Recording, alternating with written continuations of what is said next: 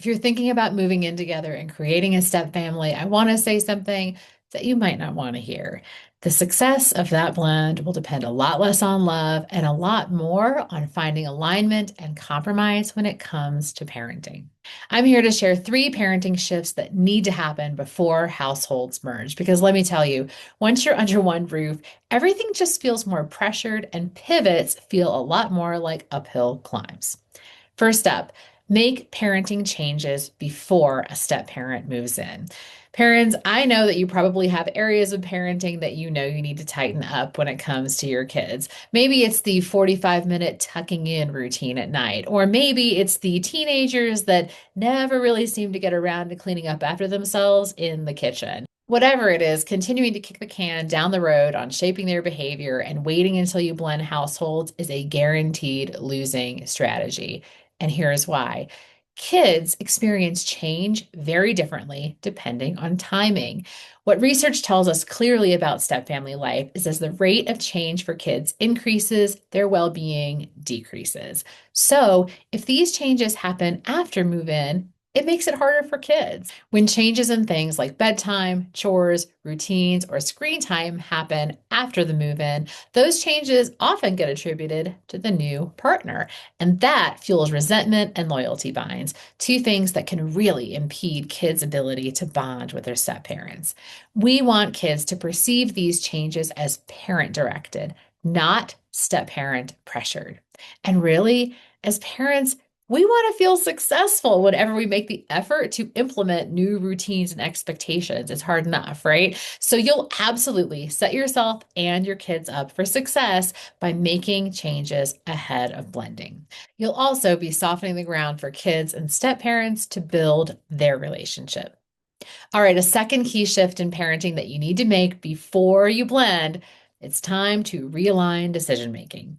In a 2 parent household, it's pretty typical that both adults make decisions and then deliver that information to children. Single parents, on the other hand, and very understandably so, by the way, tend to slide into a more collaborative and kid led decision making pattern.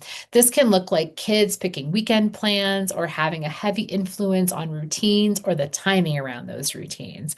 It's also pretty common for single parents to slide overall into a more permissive parenting style that includes avoiding conflict because they feel guilty or just plain tired out because single parenting is so hard.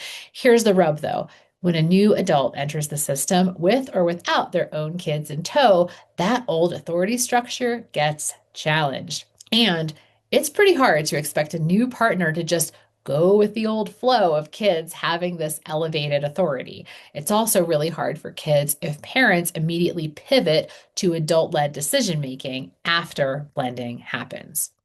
Conflict becomes inevitable, and you run into the exact same issues around resentment and loyalty binds that hinder step parent and stepchild bonding.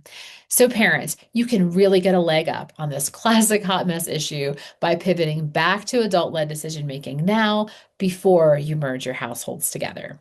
So, take the time to start making incremental changes in your parenting, one thing at a time. Let it sit, then address a new issue, slow and steady. That's the key. It's never a simple task, but I promise you it will be much simpler now. And finally, one more thing that's so important when it comes to parenting ahead of blending your families. Have the hard conversations now. One of the biggest mistakes that couples make before combining households, it's avoiding the parenting conversations. I'm talking conversations about bedtime, curfews, chores, discipline, respect, and expectations of the step parent role.